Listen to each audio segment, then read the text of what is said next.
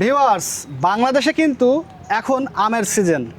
আর আমি এমনই একটা জায়গায় আছি যেখানে আমার চারপাশে শুধু আমের বাগান আর বাগান।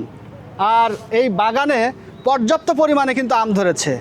আর এই পরিবেশে গাছের থেকে আম পেড়ে মানে কেটে খাওয়ার মজাটাই আলাদা। তো আমরা এই যে কেটে রেখেছি। তো ভাই, এই আম খেয়ে আপনার কেমন লাগতেছে? আপনার অনুভূতিটা কি একটু জানাবেন? অবশ্যই আম খেয়ে ভালো লাগতেছে ভাই।